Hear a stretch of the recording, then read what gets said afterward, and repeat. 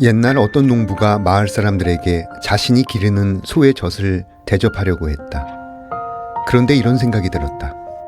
내가 날마다 미리 소젖을 짜두면 소젖은 점점 많아져 둘 곳이 없을 거야. 또한 대접할 때쯤에는 우유가 상해 못 쓰게 될 테지.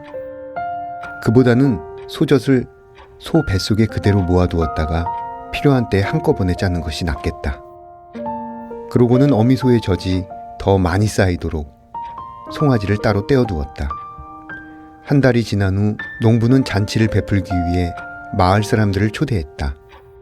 소를 끌고 와서 젖을 짜려고 했지만 젖은 이미 말라버려 나오지 않았다.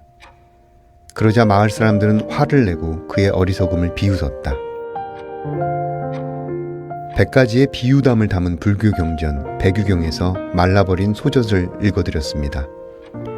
말라버린 소젖은 일상의 보시와 공덕의 소중함을 일깨우는 이야기입니다. 재산을 많이 모으고 여유가 생긴 후에 공덕을 베풀겠다는 사람들의 우둔함을 깨우치는 우화이지요. 그러나 이 스토리를 독서와 창작에 접하면 흥미로운 해석이 나옵니다.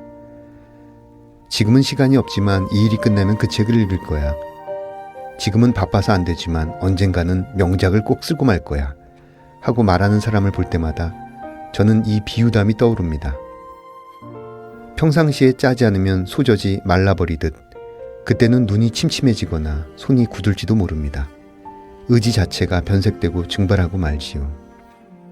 나무가 자라는 것이 눈에 보이지는 않지만 세월이 지나면 거목이 되듯이 우리의 읽기와 쓰기 또한 일상의 꾸준한 수련에서 성장하고 열매 맺는다는 그 오래된 진실을 이 이야기를 통해 다시 발견합니다. 거리의 사람들 바람 따라 흐르면 서성이듯 혼자서 기다리고 날 부르는 기억에 흔들리는 땅콩이 사람들 사라졌네. 난 속을 퍼져서 울 것 같아서 한참 눈 감고 잊혀져가는 모든 것 당연한 건가요?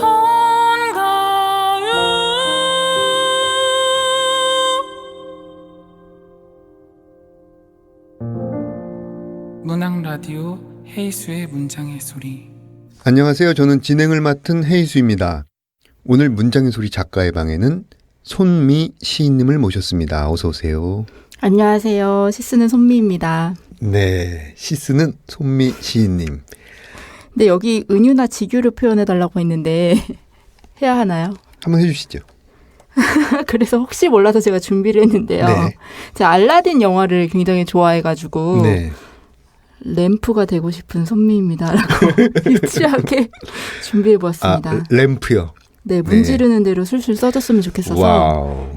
그렇게 준비했습니다. 네. 램프가 되고 싶은 손미 시인님은요, 1982년 문학사상으로 등단하셨고요. 시집으로는 양파 공동체, 그 다음에 산문집이 있습니다. 나는 이렇게 살고 있습니다. 이상합니까? 그리고 이번에 시집 사람을 사랑해도 될까를 출간하셨습니다. 저는 궁금한 게 산문집 반응이 좀 어떻습니까? 모르겠습니다. 출판사에서 중세 찍었다는 이야기가 없으세요. 네. 이상하게 저도 많이 샀고 제 가족들도 많이 샀는데 네. 왜 연락이 없으실까 그게 지금 궁금하던 차인데요. 네. 한번 물어봐야겠네요. 이 방송 나가고 아마 반응이 좀 좋아질 것 같아요. 잘 부탁드립니다. 네. 네. 이번 시집 사람을 사랑해도 될까? 나하고 어떻게 지내셨어요? 공교롭게도 시집이 출간될 즈음에 취직을 해가지고요. 회사원으로 살고 있습니다. 근데 회사가 약간 딱딱한 곳이어서요. 공문 쓰고 있고요. 엑셀을 하고 있고요. 문서 작업을 하고 있고 네. 뭐 그렇게 회사원으로 살고 있고요. 그리고 또 간간히 시집 반응이 궁금해서 SNS 등에 제 이름을 쳐보거나 또 그때 재미죠. 네, 그죠? 시집 이름을 쳐보고 있는데 반응이 좋아서 그리고 또 감사해서 읽어주시는 분들이 감사해서 네. 이렇게 말이라도 걸고 싶은데 낄끼빠빠여가지고 참고 있고요. 그리고 회사 다니면서 뭐 숨구멍이 있어야 될 것 같아서 매주 일주일에 한 번씩은 그림을 그리러 다니고 좋아요. 또 일주일에 한 번씩은 도자기를 빚으러 다니고 있습니다. 네, 네. 2번밖에 안 갔고요. 아직까지는. 네. 일단은 그렇게 바쁘게 살고 있습니다. 네. 네. 그 김수영 문학상을 받은 양파 공동체 그 이후에 그 6년 만에 나온 시집인데요. 기다린 감회가 남달랐을 것 같아요. 기다렸다기보다는 좀 두려운 마음이 컸었어요. 그 이유는 첫 번째 시집이 수상을 하고 나왔기 때문에 두 번째 시집에 대한 부담감이 굉장히 컸었고 있죠. 그리고 계속해서 제가 첫 번째 시집과 두 번째 시집 사이에 이제 나이 차이가 계속 벌어지다 보니까 네. 쓰는 언어들이나 생각하는 것들이 달라지기 때문에 과연 이것이 맞는가라는 의구심이 자꾸 들었었고 네. 그리고 첫 번째 시집 때처럼 철없이 선배들이나 친구들한테 뭐 작품을 보여주면서 어떠냐고 물어볼 입장도 또 아니었고요. 계속 이제 시간이 지나다 보니까. 그래서 고민이 굉장히 많은 시기였고요. 네. 만약에 출판사에 독촉이 없었다면 지금까지 나오지 않았지 않을까. 계속 그냥 부여잡고 망설이고 끙끙대고 있었어요. 이거를 뭐 계속 고치거나 수정하거나 하지도 않은 채 외면하고 있었던 시집이라서 반응이 어떨까 좀 걱정스러웠던 것도 사실이었고 그래서 저 자신에게 이게 맞나 좀 궁금한 것도 사실이었는데 또 다행히 생각했던 것보다는 많은 분들이 좋아해 주시고 사랑해 주셔서 네. 감사합니다. 아우 네. 훈훈한 엔딩 좋습니다. 네, 사람을 사랑해도 될까 구성이 1부, 2부, 3부로 되어 있는데요. 각 부의 제목들이 굉장히 눈길이 갑니다. 네네. 1부가 이제 두 사람은 내 것이다. 네. 2부가 나는 무엇이 되어가는가. 네. 3부 너는 나지? 이렇게 돼 있는데요. 이렇게 네. 부를 나눈 의도랄지 네. 기준이 있었는지요? 제가 원래 이렇게 꼼꼼하게 오래 생각하는 성격이 아니에요. 네. 생각하는 대로 느낌이 오는 대로 행동하는 편인데 이 부에 붙은 제목들도 그때그때 빨리빨리 지었고요. 네. 그리고 뭐 그 편집자가 별로 그렇게 만류하지 않아서 그냥 이대로 나왔고요. 부는 사실 최종 원고에서는 1부와 2부가 순서가 바뀌어 있었어요. 2부 시들이 1부에 있었고 1부 시들이 2부에 있었는데 시집 원고를 읽어본 선생님께서 부를 조금 나눠보면 어떠냐라는 이야기를 해주셔가지고 2부에 있는 시를 좀 앞으로 당겨서 넣었어요.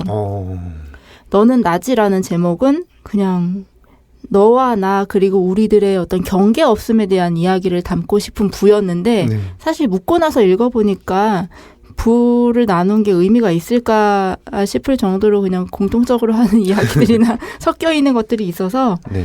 잘 모르겠습니다. 그 페이지를 펼쳤을 때 어쨌든 독자들은 그 목차를 보잖아요. 네네. 근데 목차에서 주는 임팩트는 분명히 있었어요. 아, 네. 성공했네요. 네. 네. 예. 손민 시인님의 시들을 보면 그 단순한 것 같지만 단순하지 않은 담백한 슬픔, 그다음에 단단한 이미지와 사유들이 눈길이 갑니다. 이런 의견에 대해서 어떻게 생각하시죠? 네, 제가 첫 번째 시집과 두 번째 시집이 좀 결이 다르다는 이야기를 많이 들었는데 아무래도 이 시집은 30대 중후반에 쓰여졌던 시들이라서 제가 그때 포착하는 것들과 생각하는 것들이 거의 일상에서 온 것들이 많았어요. 네. 첫 번째 시집에 들어간 소재들이랑 좀 다를 수밖에 없었고 그리고 단순하고 담백한 것들이 저의 주변에 포진해 있었던 것 같아요. 그 시간을 지나오면서.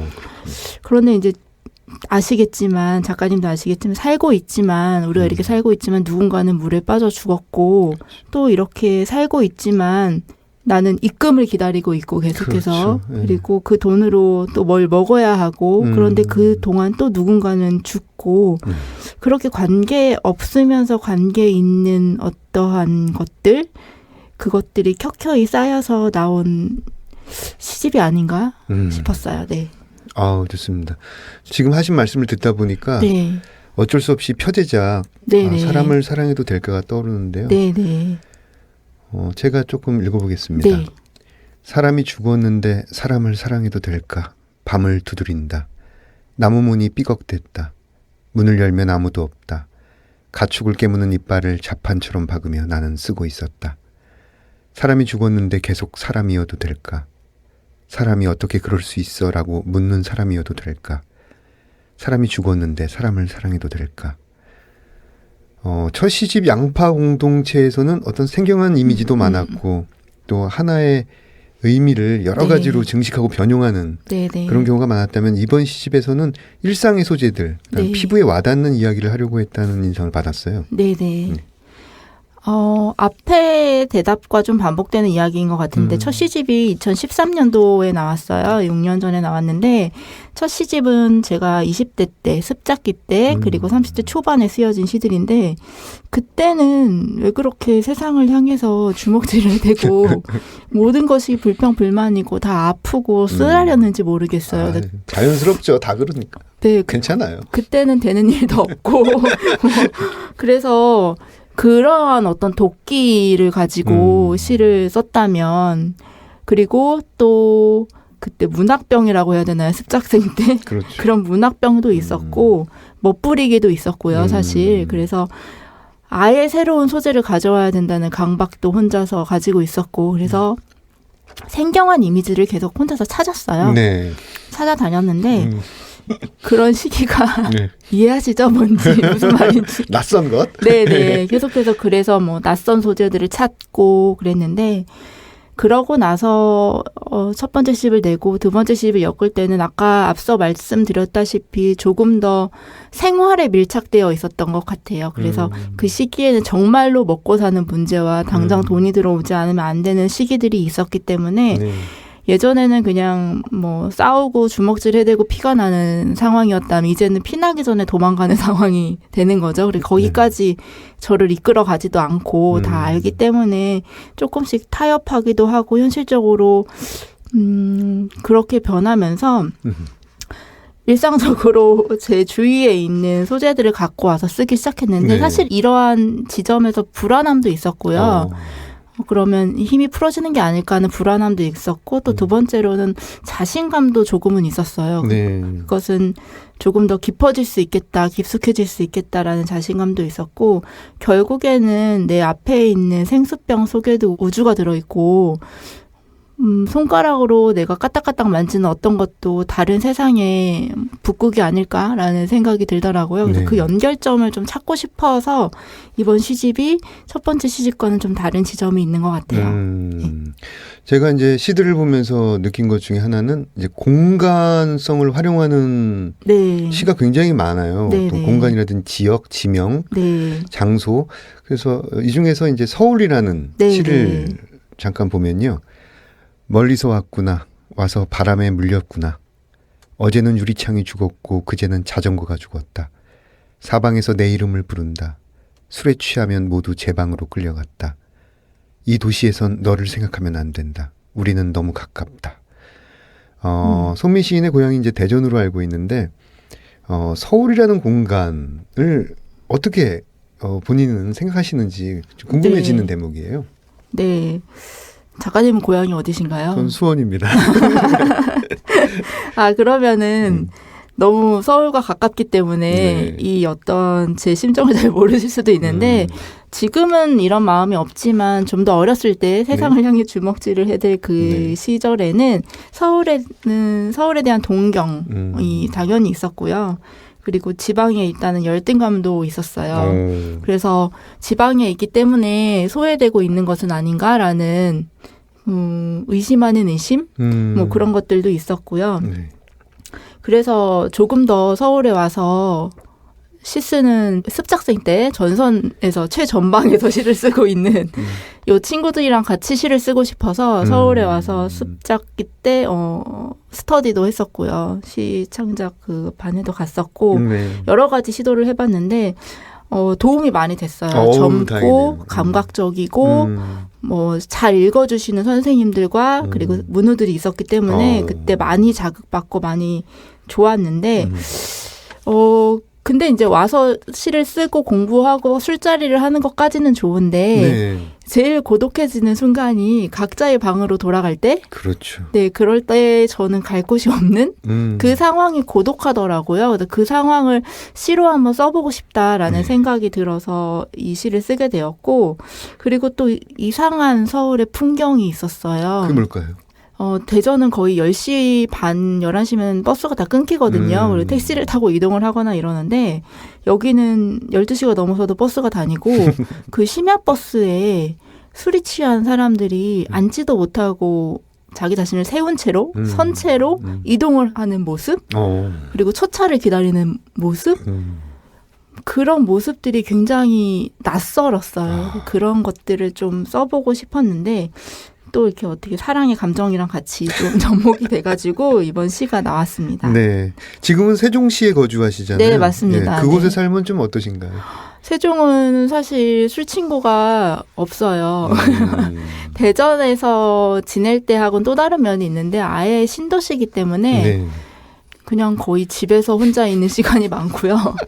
그리고 벤치가 많아요. 의자가 많아요. 가다가 좀 앉아 있을 수 있는 벤치가 많고, 그리고 나무들도 많고, 좀 공기도 깨끗하고, 세종시 홍보대사인 것 같은데. 아니 벤치가 많다라는 게 네. 이렇게 쉬는 공간을 마련해 준다라는 네, 느낌도 네. 드는데 한편으로는 되게 좀 쓸쓸하다고 해야 네, 될까요? 네, 좀 맞습니다. 횡하다는 느낌이 있어요. 네. 아무도 안 앉아 있어요. 그 벤치가 거기 세종에 아직 인구가 그렇게 많지 않기 때문에 휴게 시설들은 많은데 그것을 이용하는 분들이 거의 없고요. 만약에 평일에 오셔서 뭐 자전거를 빌려서 금강을 달리시거나 네. 뭐 야트막한 산에 올라가셔서 뭐 벤치에 앉으시거나 하면 오롯이 그것을 혼자만의 공간으로 점유할 수 있습니다. 네. 그 이제 시들에서 보이는 어떤 상실의 자리, 죽은 사람의 빈자리를 들여다본다든지 그 빈자리를 보면서도 사랑을 하고 삶을 살아야 하는 죄책감이랄지 그러면서 삶에 대한 어떤 지루함 네. 그것도 지루함을 느끼지만 그럼에도 또 살아내야 하는 어떤 힘 네. 어떤 이런 것들이 강하게 느껴졌어요. 이런 인상에 대해서 어떻게 생각하십니까? 이 이야기에는 표제적인 사람을 사랑해도 될까라는 이야기를 하지 않을 수 없을 것 같은데요. 네. 사실 이거는 현실적으로 제가 2년 전에 돌아가신 할아버지를 생각하면서 쓴 거고요. 할아버지가 돌아가셨음에도 불구하고 요양병원에 오래 누워 계셨었거든요. 그렇기 때문에 별로 그렇게 할아버지가 돌아가셨다는 현실감이 많이 느껴지지 않았어요. 어차피 이제 자주 못 뵈는 분이셨으니까. 그럼에도 불구하고 나를 여기 있게 한 그분이 돌아가셨는데 나는 계속 밥을 먹고 사람들을 만나고 돈을 벌면서 그리고 죄책감을 느끼지 않고 살아도 되는가라는 생각이 들었어요. 그래서 거기에 대한 어떤 죄책감들 또 있는 것 같고요. 그리고 첫 번째 시집에서 썼던 구절인데 네. 그냥 제가 채식주의자는 아니지만 어떻게든 우리는 가해자인 것 같아요. 우리 인간들이. 그래서 내가 잡아먹은 것들에 대한 그렇죠. 죄책감들 그리고 쓰고 버린 것들이 지구를 아프게 하는 것에 대한 죄책감들 네. 이런 것들이 좀 모여 있지 않았나라는 생각이 드네요. 네. 그 가축을 깨무는 이빨이라는 표현에서 네, 저는 약간 그런 느낌을 맞습니다. 받았어요. 네. 시집 제목 사람을 사랑해도 될까? 이거는 뭐 어떻게 지어진 건가요? 사실 처음에 사람을 사랑해도 될까라는 제목을 안 하려고 했어요. 근데 편집자가 이 제목이 어떠냐라고 저에게 이제 주었는데 너무 연애 시집 같지 않느냐. 그래서 제가 거부를 했어요. 처음에. 그러면 뭘로 하고 싶냐. 그런데 이제 어떤 제목이 딱 떠오르고 이거다. 네, 이거다 싶은 제목이 없더라고요. 그래서 시제 원고를 펼쳐놓고 계속 찾았는데 그 수원이라는 시에서 네. 내가 한 컵의 우유였을 때라는 그 구절이 있어요. 네. 그래서 그 구절이 너무 귀여운 거예요. 제 생각에. 그래서 이 구절로 한번 제목을 해볼까 하고 이제 편집자에게 얘기를 했더니 그것은 안 된다라고요.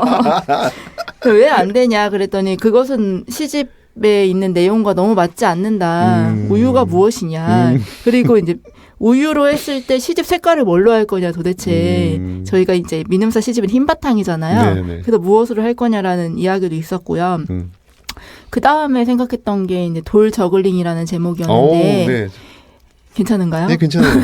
저 아니 인상 깊게 봤어요. 돌 저글링. 아, 그러세요. 네. 돌 저글링이라는 제목이었는데 근데 그 제목을 이제 주었는데 너무 아픈 거예요. 제목이 두드려 맞는 것 같은 거예요. 돌로 네, 막. 네. 그래서 사실 돌 저글링이라고 최종적으로 결정을 하고 이 시집 색깔이 보라색인데 이게 멍든 색이에요. 그래서 멍든 색을 하고 돌 저글링이라고 하자라고 이제 최종적으로 생각을 하고 있었는데 거기에 이제 또 제가 존경하는 선생님께서 네. 제목을 조금 친절하게 갔으면 좋겠다라는 의견을 주셔서 네. 다시 사람을 사랑해도 될까로 바꿨습니다. 잘하셨어요. 아, 천만 다행인 것 네. 같습니다. 네. 네. 그 시 반구대 정용외과 양말도 안 신고 그다음에 산호여인숙 아주 산호여인숙도 굉장히 인상 깊은 시인데요. 네. 그다음에 해체 같은 시들을 보면요. 그 시를 쓴 시인이 여성인지 남성인지 이렇게 구분이 안 가는 시적 화자죠. 물론 시적 화자가 남녀를 구분할 수 없는 어떤 이런 근데 이게 굉장히 매력적이더라고요. 네, 네. 이게 의도하신 건 아니시죠. 네. 자연스럽게 그렇게 된 것이죠. 네, 의도하진 않았고요. 음. 이런 이야기를 또 처음 들어봤어요. 성별이 느껴지지 않는다는 것을. 네. 저는 제 시가 성별이 있다 없다를 생각하지 않고 그냥 그렇죠. 어쨌든 제 이야기를 혹은 누군가 불러준 이야기를 썼기 때문에 그렇게 생각해 보지 않았는데 지금 말씀 주신 걸 들어보니까 그렇게 보일 수도 있겠다라는 생각이 들어서 다시 한번 읽어봤거든요. 네. 그래서 굳이 성별이 느껴지지 않는 그 지점도 매력적이다라는 생각, 말씀을 주신 게 어떤 지점인지 감사하게 생각하고요. 네. 또 이 안에 있는 화자들은 다 결국에는 쓸쓸한 인간들이고 성별을 떠나서 결국 외롭고 혼자 있는 인간들이기 때문에 네.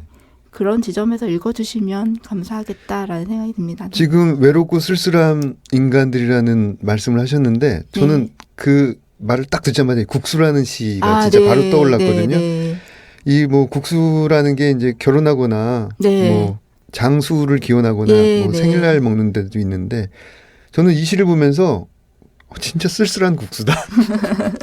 면발이 들어가는 네. 이 모습을 이렇게 쓸쓸하게 표현할 수 있는가. 네. 아, 이런 생각이 들었거든요. 그래서 네.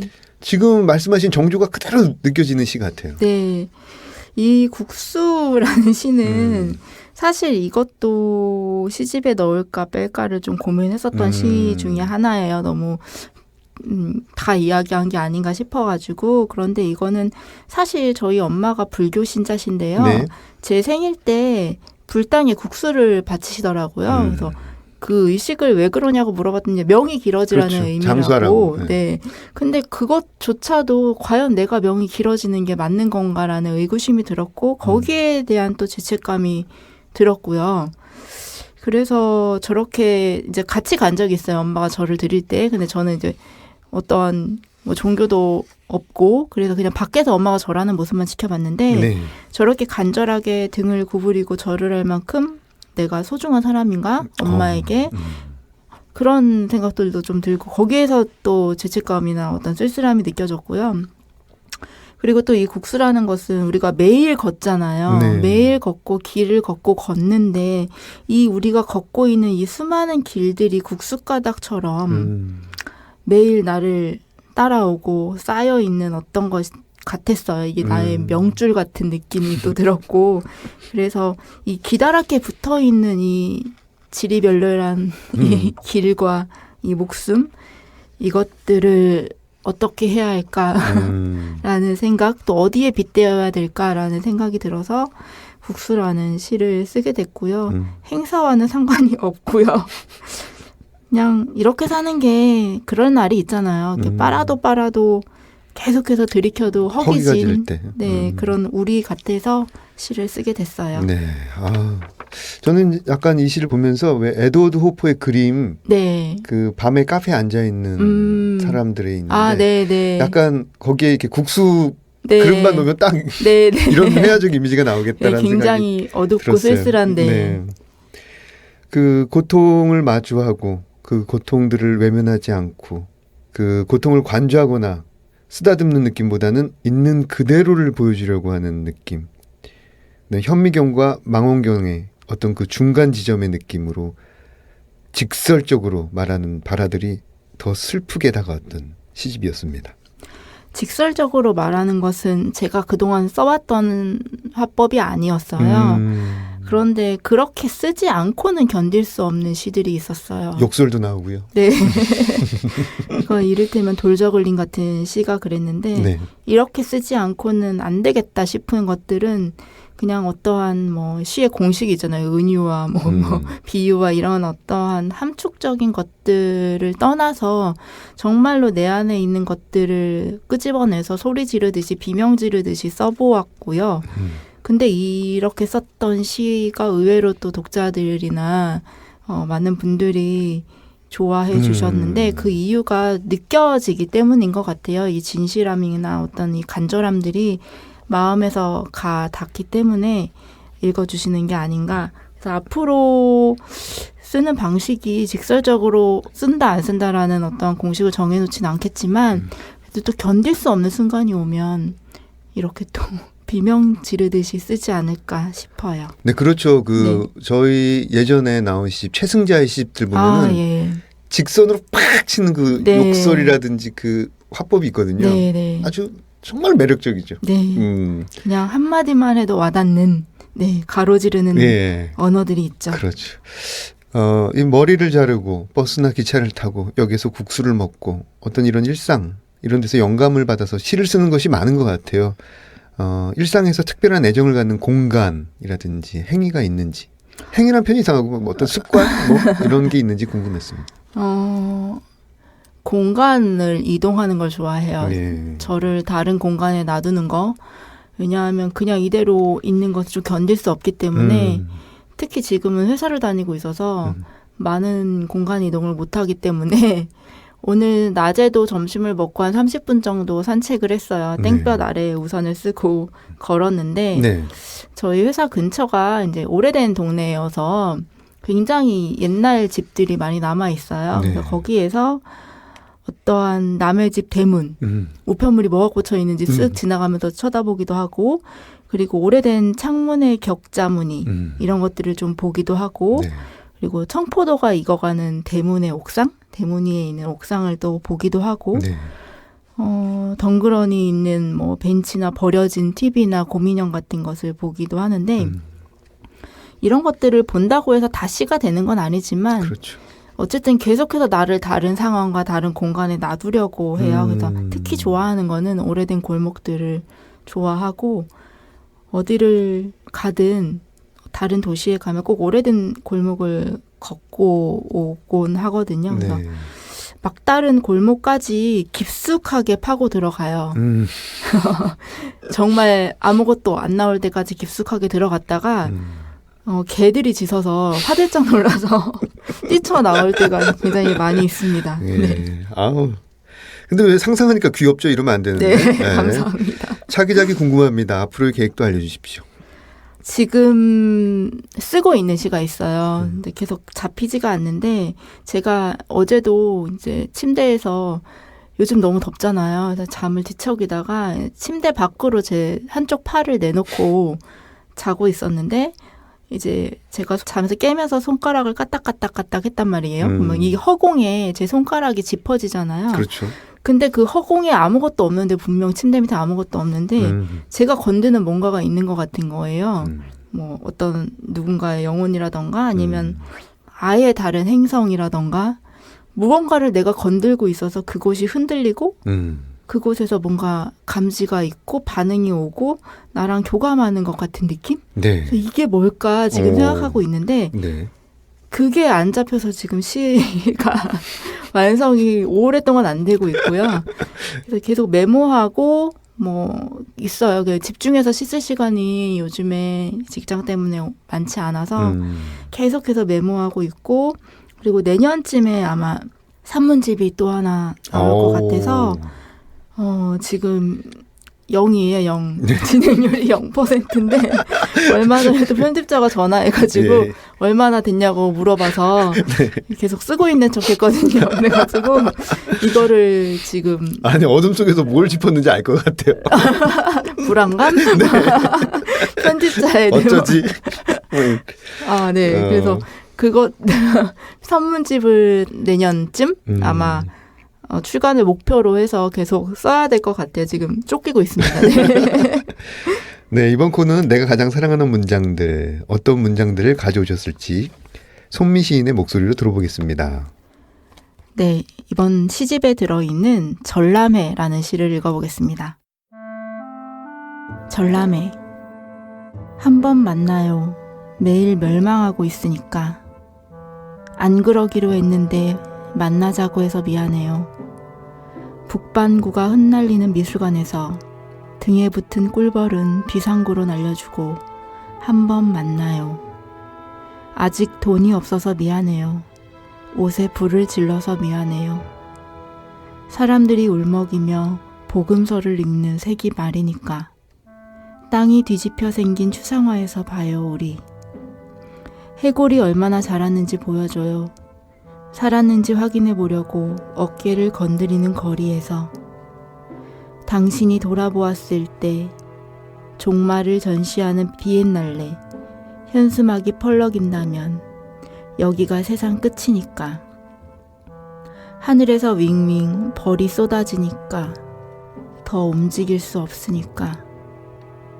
재난 경보음이 울리는 미술관에서 한번 봐요, 우리. 밖에서 보자고 해서 미안해요. 살아있는 당신을 오래 관람해서 미안해요. 창밖은 부옇고 우린 더 이상 알아볼 수 없으니까. 딱 한 번만 만나요. 네. 직접 들으니까 눈으로 보던 때랑 또 다르네요. 네. 전람회 잘 들었습니다. 네. 그 낭독해 주신 텍스트에 대해서 네. 더 이야기를 듣고 싶습니다. 올해 쓴 거고요. 올해 겨울에 1, 2월쯤 시집 내기 직전에 쓴 시인데요. 미세먼지가 강한 날 썼어요. 근데 이게 또 설명을 해드리면 갑자기 이렇게 뭔가 기운이 팍 빠지는 느낌인데, 창밖은 부옇고 알아볼 수 없으니까라는 말이 그런 맥락에서 나왔고, 어쩌면 우리는 계속 희미해지고 있다는 생각이 들었어요. 그렇죠. 이 희미해지고 있다는 것이 무엇이냐면, 더 이상은 생각하지 않고 검색을 한다든지 아니면 타협과 화해를 하는 대신 고발을 한다든지 뭐 아니면 내가 내 피부로 감지하는 위험과 안전을 잃어버린 채 누군가 정해놓은 수치와 네. 검색에 의한 어떤 수치로 마스크를 쓰고 안 쓰고 나가고 안 나가고가 어떤 누군가의 어떤 수치로 결정이 되잖아요. 그래서 우리는 계속해서 이 예민함을 잃고 있는 게 아닌가? 이 예민함을 잃고 있다면 희미해지는 것이 아닐까라는 생각이 들어서 그것이 멸망해 가고 있다는 느낌이 들었어요. 그래서 그렇다면 희미해지고 사라지고 멸망해 가고 있다면 마지막으로 나는 무엇을 할 것인가? 라는 생각이 들어서 그냥 누군가에게 한번 보자 네. 라고 이야기를 하고 싶었죠. 네. 땅이 뒤집힌 추상화에서 봐요, 우리. 네. 좋습니다. 이번 코너는 사운드 앤 스토리 시간인데요. 손미 시인님께서 어떤 소리를 들고 오셨는지 함께 들어보겠습니다.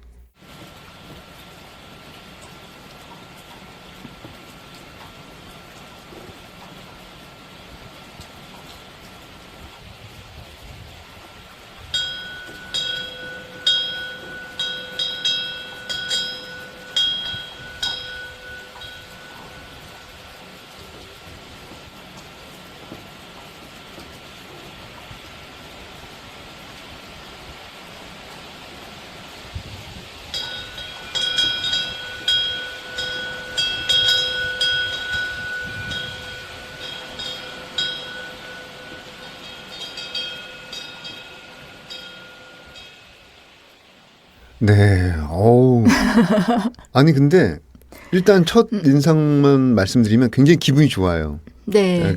마치 그 산사, 풍경이 달린 산사 이런데 폭우가 온 듯한, 소나기가 온 듯한. 맞습니다. 네. 맞아요? 네, 맞습니다. 굉장히 예리하시네요. 기분이 좋은데요? 네. 좀 설명을 좀 얘기를 더 해주시죠. 네. 이거는 사실 제 시집에 있는 시예요. 이게 뭐냐면 제가 이제 QR코드로 첫 번째 시집부터 지금 이 시집까지 계속해서 어떠한 그 콘텐츠를 넣고 있는데 네네. 과연 시가 언어로만 될 필요가 있을까? 어떤 사운드나 영상이 될 수는 없을까라는 생각이 들어서 시도하게 되는 시였고요. 네. 그래서 여기 이제 물개위성 3이라고 하는 시도 QR코드로 들어가 있는데 네. 거기에 동영상으로 들어가 있어요. 미리 보신 건 아닌가요? 이야, 저는 몰랐습니다. 아, 네. 소리만 듣고 아신 걸로. 네. 네, 그래서 이 소리는 그 산사에 폭우가 오던 날 나무가 흔들리고 풍경이 계속 흔들리는 그 소리. 엄마는 산사에서 절을 하고 있고 예. 그래서 그 밖에서 그 모습을 보면서 동영상을 찍어 놓은 건데 네. 이 물개위성이라는 시리즈 자체가 다른 행성에 있는 누군가 혹은 다른 우주에 있는 누군가가 계속해서 나한테 신호를 보내는데 네. 결코 맞닿을 수 없는 신호에 대한 이야기를 하고 싶었어요. 그래서 저쪽에서는 나에게 이런 풍경 소리로 신호를 보내는데 네. 나는 감지할 수 없고 나 역시 저쪽에 무언가로 신호를 보내는데 저쪽에는 감지할 수 없고 그냥 무언가 있다라고 느낄 뿐. 영원히 해독되지 않는 사인을 서로 보내고 네, 있는. 네. 그 이야기를 하고 싶었어요. 이건 아마 다음 시집에도 계속 이어지지 않을까라는 생각이 들어요. 네. 아우, 좋습니다. 어쨌든 또 듣고 싶은 사운드였어요. 아, 네. 네. 어느덧 저희가 약속한 시간을 훌쩍 넘어갔는데요. 네. 간결하게 손미 시인 생각하는 가장 소중한 세 가지를 말씀해 네. 주신다면? 너무 나이가 나오는데 첫 번째는 건강이에요. 네. 이거를 왜 이렇게 생각했냐면 제가 존경하는 선생님을 얼마 전에 뵀어요. 네. 선생님하고 이야기를 하면서 선생님이 되게 오래 쓰셨거든요. 시를. 그렇게 오래 쓰려면 무엇이 필요하냐에 대해 건강이라고 말씀을 해주셔서 정말 작가님 느끼시잖아요. 건강이 최고죠. 체력이 있어야 된다. 그리고 그렇죠. 두 번째는 네. 사람. 네. 사람. 네, 첫 번째 시집 쓸 당시만 해도 저는 저만 아프고 힘들고 그런 좀 어리광쟁이였던 것 같은데 지금도 마찬가지지만 어쨌든 옆에 있는 사람이나 뭐 지구라도 좀 살펴보려고 합니다. 근데 네. 사람 그리고 세 번째는 자유입니다. 네, 이 말은 뭐 자유는 그 알라딘에서도 지니의 소원은 자기 자신의 주인이 되는 것이라고 했으니까 네. 정말 내가 내 자신의 주인이 되는 거, 이 자유 정말 중요하다고 생각해요. 네. 문장의 소리에 나오신 소감과 청취자 여러분께 작별 인사 해주시죠. 문장의 소리 첫 출연이에요. 네. 그래서 너무 반갑고 들어주시는 분들 감사하고요. 제가 습작기 때부터 들었던 프로예요. 네. 그래서 지금 꿈을 이뤘습니다. 들어주시는 분들 감사하고요. 저는 못 들을 것 같아요. 오글거려서. 아유, 몰래 밤마다 들으시는 거 아닙니다. 아니에요? 허공을 짚는 손가락으로? 아닙니다. 아니에요? 네. 네. 손민 시인님, 사람을 사랑해도 될까? 청취자 여러분들의 많은 관심 부탁드리고요. 저는 2부 책들의 방에서 뵙겠습니다.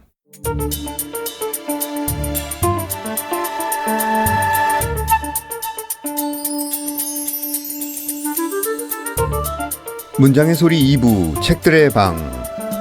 2부 코너에서는 책과 관련된 다양한 직업군을 초청해서 다양한 이야기를 나눠보겠습니다. 오늘은 오픈 플랫폼에 대해서 말씀해 주실 김서령 소설가님을 모셨습니다. 안녕하세요. 반갑습니다. 안녕하세요. 김서령입니다. 네. 김서령 소설가님은요, 2003년 현대문학으로 데뷔하셨고, 작은 토끼야 들어와 편히 쉬어라, 티타티타, 어디로 갈까요 등의 작품 등이 있습니다. 그 다음에 에세이집 우리에겐 일요일이 필요해, 그리고 에이 뭘 사랑까지 하고 그래 등이 있습니다. 출판사도 하고 계시고 요즘에 새롭게 구상하고 있는 오픈 플랫폼이 있다고 들었어요. 먼저 오픈 플랫폼이 무엇인지 약간 생소해할 수 있는 독자들을 위해서 간단히 설명을 부탁드립니다. 네. 사실 이 오픈 플랫폼 제가 고민은 많이 오랫동안 해왔지만 아직은 이제 고민 중인 단계고 뭐 시작하거나 그러지 못해서 워낙에 이게 좀 일이 커질 것 같아서 네네. 처음에 시작은 이제 제 개인 아카이브를 좀 만들어 보고 싶다는 생각을 했었어요. 네. 그러니까 제 작품을 웹상에다가 이렇게 올려놓고 이제 독자들이 직접 찾아오게 할 수 있는 어떤 개인 아카이빙 이런 것을 구상을 하고 있었는데 네. 얼마 전에 제가 이제 젊은 작가들을 한 10분 정도 만날 기회가 있었어요. 네. 근데 뜻밖에도 그 10분 모두가 음. 다 개인 아카이브를 만들고 싶다는 이야기를 하시는 거예요. 저도 만들고 싶어요. 네, 그런 네. 거 정말 그러니까 누구나 들어와서 볼 수 있고 네. 돈을 지불해야 한다면 지불하고 뭐 그 정도는 할 수 있는 거니까 그런 그렇죠. 식의 아카이브를 생각을 하다가 혼자 하기엔 좀 힘들지 않을까 고민하던 차에 다른 작가들도 이런 걸 고민하고 있구나. 그래서 그럼 같이 만들면 어떨까?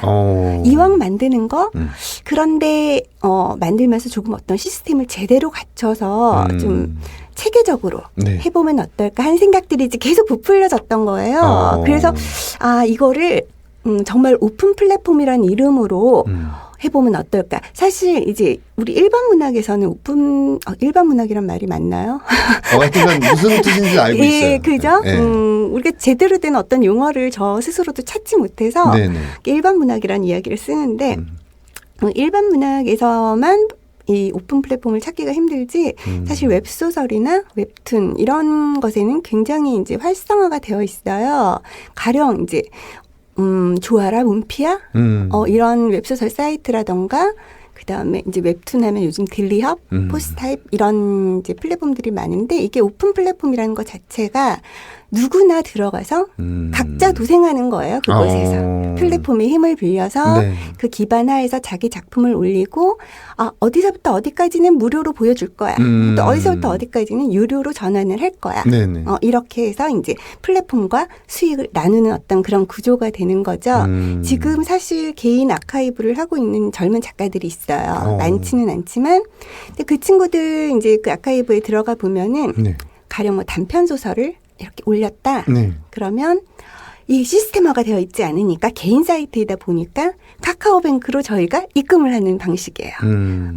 송금을 하면 다운로드를 할 수 있도록 해준다거나 아니면 메일로 원고를 보내준다거나 이제 굉장히 불편한 시스템이죠. 그러니까 정말로 그 작가한테 애정을 가지거나 하지 않는다면 다시 찾아오기가 좀 불편해요. 접근성이 조금 안 좋군요. 네, 그렇죠. 이제 그런 것을 이제 어떤 시스템이 제대로 된 곳에서 작가들이 누구나 들어가서 자유롭게 올릴 수 있고 이런 사이트가 있으면 네. 잘 될까? 그렇다면 독자들이 찾아오기 쉬울까? 네. 어떤 그런 고민에서 시작한 거예요.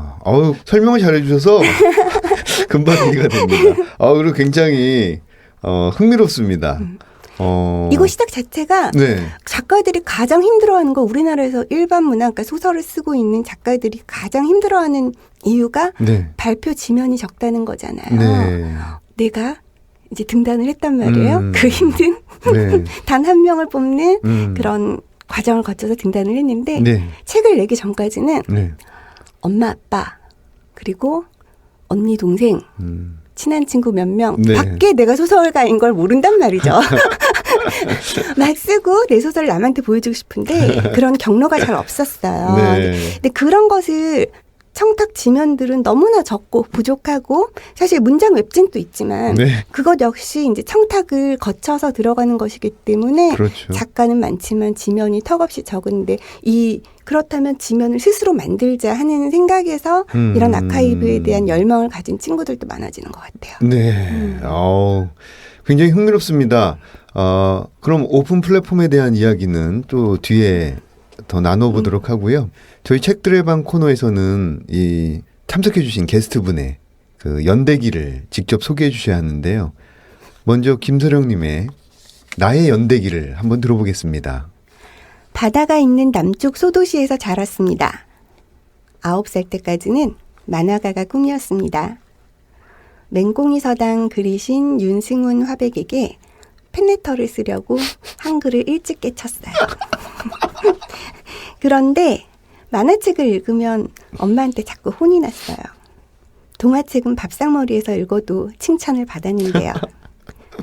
그래서 10살이 된 기념으로 좀 점잖고 우아해지기 위해서 소설가가 되기로 마음을 먹었습니다. 만화책을 끄는 거죠. 그래도 여전히 그림을 좋아하고 책을 좋아하는 사람으로 남았습니다. 10살 이후론 꿈 한 번 바꾼 적 없이 자란 터라 20대 내내 등단을 못해 애가 말랐어요. 그래서 안 되겠다. 내가 소설가가 못 된다면 소설가의 아내로 살며 소설가 남편의 뒷바라지라도 해야겠다 생각했습니다. 제가 호주에서 살 때인데 그래서 친구들에게 전화를 걸었습니다. 전성태 소설가 결혼했니?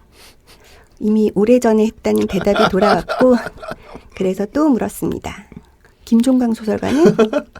했다고 하더군요. 그래서 별 수 없이 다시 신인상에 응모를 했습니다. 다행히 되더라고요. 30살 봄이었습니다. 그렇게 소설가가 된 후 게으르게 소설을 쓰고 산문도 쓰고 번역도 했습니다. 그러다 보니 지금이네요. 네. 아우, 그러다 보니 지금이네요. 아우, 재밌습니다. 맹꽁이 서당. 아, 기억나세요? 여기서 세대가 막 나오기 시작하는데, 이거 재밌잖아요. 네, 되게 좋아했어요. 예. 근데 자꾸 혼이 났군요. 어른들은 왜 그렇게 만화책을 싫어했을까요? 그러게요. 근데 우리 김서령 소설가가 그 그림 굉장히 잘 그립니다. 예쁘게. 잘 그리지는 못하는데 굉장히 네. 좋아요. 네, 감각적으로 굉장히 센스 있고, 10살 때 가진 꿈을 이루셨네요. 운이 좋은 편이죠? 야, 근데 10살 때 나는 소설가가 될 것이다 했던 그 구체적인 어떤 의지를 다잡게 했던 작품이라든지 뭐 사건이 기억나시나요? 이거 굉장히 좀 우스운 이야기인데 네네. 저희 아빠가 여기서 아빠라면 그런가요? 괜찮아요.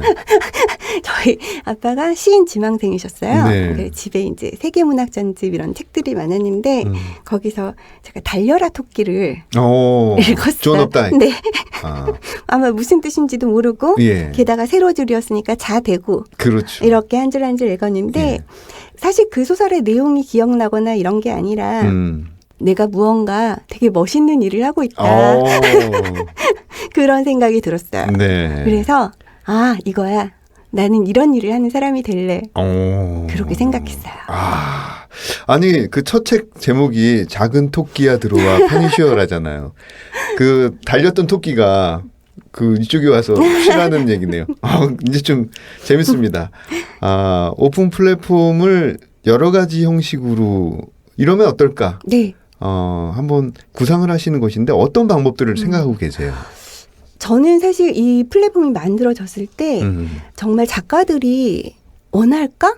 이런 스타일에 대해서 이런 방식에 대해서 작가들이 좋아하고 와줄까 하는 생각을 굉장히 많이 했어요. 네. 그래서 사실 그 누구나 들어와서 자기만의 카테고리를 자기가 만들어서 짧은 소설이라면 한 번에 올릴 수도 있고 그다음에 긴 소설이라면 여러 번 나누어서 연재 방식을 택할 수도 있고 네. 그런 방식으로 했을 때 이제 독자들은 어느 구간까지는 무료로 읽다가 또 이제 유료로 전환해서 읽기도 하고 소장도 할 수 있고 뭐 이런 과정들이 있겠죠. 네. 중간에 그러다가 출간 뭐 의사를 사진하는 출판사에 연락이 온다면 계약도 할 수 있을 테고. 그렇죠. 예, 그래도 그 연재는 끝내야겠죠. 네. 독자들하고 약속이니까. 그렇죠. 그런 식으로 이제 시작을 하고 싶고 그리고 저는 이 아카이브를 개인으로 가지 않고 모두가 모여서 하는 이 하나의 플랫폼이 중요하다고 생각하는 건 어디까지나 프로모션 매니지먼트 때문이거든요. 우리 작가들이 누구나 다 나한테도 마케팅을 맡아주는 그런 네. 사람이 있었으면 좋겠어. 매니저 있었으면 좋겠어. 그죠? 막 대신 계약도 해주고 막 이런 거. 그런 어떤 그런 적어도 마케팅만이라도 내가 신경 쓰지 않고 할 수 있도록 네. 도와주는 어떤 누군가가 있었으면 좋겠다 할 때 플랫폼이 그 역할을 대신 해줄 수 있을 거라고 저는 생각을 해요. 플랫폼 겸 에이전시 그렇죠. 역할을 일부 하는군요. 그렇죠. 작가들은 열심히 글을 올리고 네. 그다음에 독자들은 사실 문학은 굉장히 마니악한 분야가 되어버렸잖아요. 그렇죠. 근데 이 마니아들 말고 독서 경험이 전무한 그런 독자들이 들어와야 한다고 생각을 해요. 그렇죠. 당연히. 그런 사람들이 들어왔을 때 나는 무엇을 읽어야 될지 아무것도 모르잖아요. 그렇죠. 처음 들어보는 작가고 아무도 모를 때 그것을 무엇을 읽어야 될지 큐레이션을 하는 역할을 플랫폼이 해줘야 한다고 생각해요. 아우 좋아요. 저희 혹시 올레 TV 보세요? 올레 TV. 저도 넷플릭스랑 올레 TV를 보는데 네네. 그 올레 TV에 들어가 보면 방송 프로그램이 있고 그 다음에 영화들이 쭉 있는데 내가 무엇을 봐야 될지 모르잖아요. 그럴 때 거기 큐레이션 프로그램들이 있어요. 자, 오늘은 어떤 영화를 소개해주고 아, 저거 재밌겠는데 하면서 우리가 고르잖아요. 네네. 그런 역할. 그래서 영상으로도 만들 수 있겠죠. 네네. 영상으로도 만들 수 있고 그다음에 독자들의 리뷰 예. 그리고 전문가 비평가 네. 비평가들도 거기 충분히 참여를 해서 월평을 쓸 수 있고 독자들도 쓸 수 있고 네네. 그런 식으로 해서 그 원고료를 작가한테 지급하는 방식이 아니라 우린 독자를 위한 서비스를 플랫폼에서 하는 거예요. 네네. 그러면 독자들이 이제 구독료를 낼 수 있도록 그런 식으로 작가는 원고료를 받고 플랫폼은 마케팅을 지속을 해나가고 이런 방식이라면은 조금 괜찮을 수 있지 않을까 그런 생각을 하고 있습니다. 제가 생각했던 것보다 훨씬 더 디테일하게 준비를 하고 계시네요. 그 등단자와 비등단자 뭐 이런 구분도 좀 희박할 것 같아요. 그런 데서는. 희박해야 한다고 생각해요. 예, 예. 저는 이거는 좀 이제 개인적인 이야기이기도 한데 네. 제가 예전에 화가들하고 같이 인터뷰를 한번 한 적이 있어요. 네. 여러 명의 화가와 소설가는 저뿐이었는데 그때 진행하시던 분이 화가들한테 어떤 질문을 했냐면 당신은 언제부터 작가라는 이름을 쓰게 됐나요? 작가라고 언제부터 불리게 됐나요? 이런 질문을 했어요. 그래서 나는 이게 어떤 질문인가 잘 이해를 못했는데 그분들이 대답하시기를 뭐 어떤 분은 개인전을 처음 했을 때 그때 내가 작가라는 자의식이 생겼다. 네네. 어떤 분은 나는 개인전을 3번을 해도 아직도 잘 모르겠다. 막 이런 이야기를 하셨어요. 그래서 저한테도 질문이 돌아왔는데 제가 뭐라고 대답했냐면 2003년 6월이요. 등단하던 첫 글이 그 문예지에 프린트된 그쵸. 그 시점. 그러니까 오히려 저를 보고 놀라는 거예요. 어떻게 이렇게 시점을 딱 이야기할 수가 있냐고. 그래서 저 그때 등단했는데요. 뭐 이렇게 해서 그때부터 저는 작가가 됐는데요. 라고 굉장히 순진무구하게 대답을 했는데 그중 어떤 한 화가가 저한테 그러더라고요.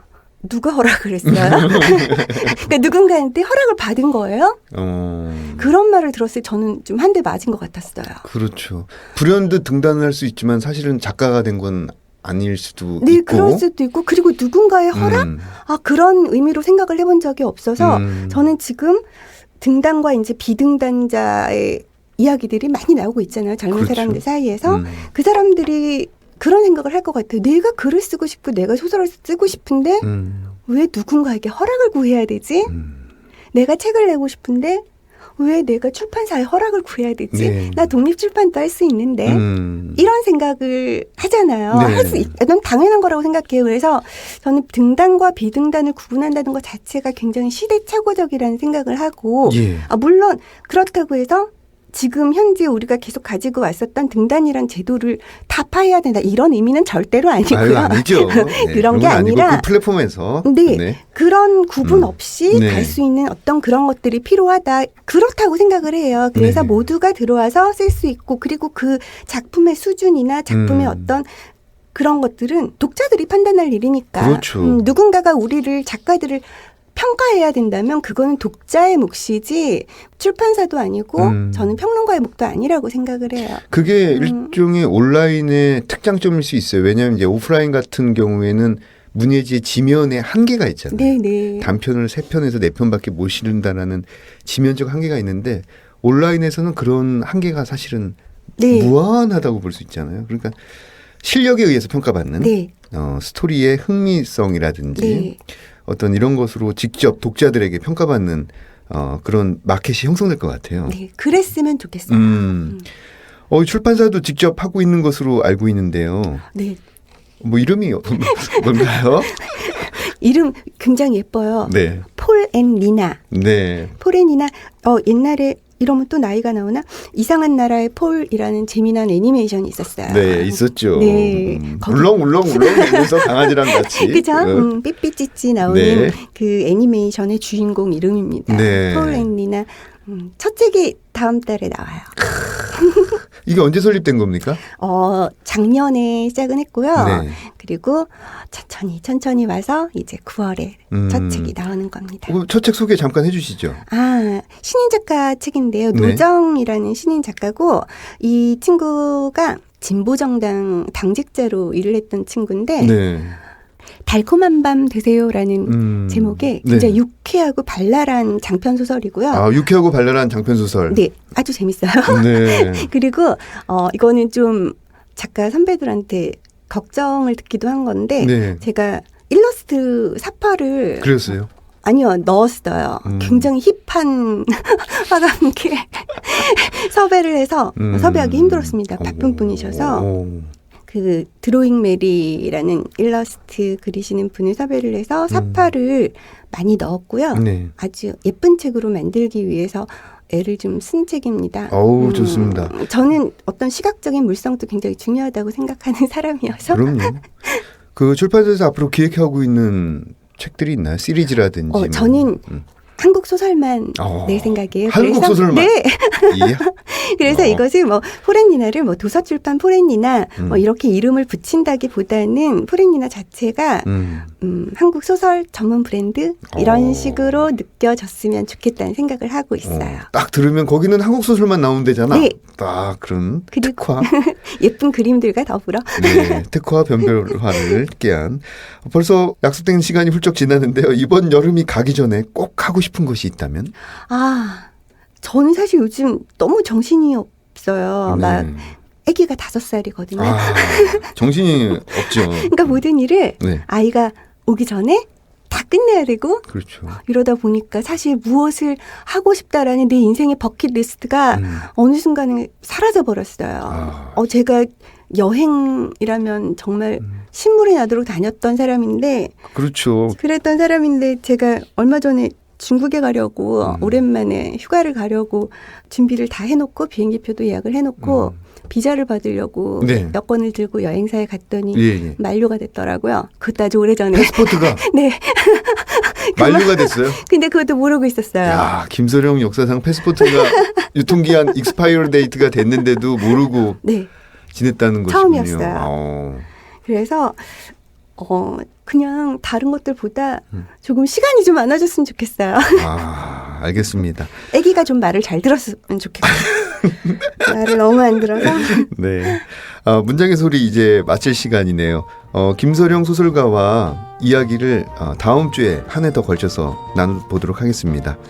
여기까지 저는 헤이수였고요. 다음에 찾아뵙겠습니다. 감사합니다. 감사합니다.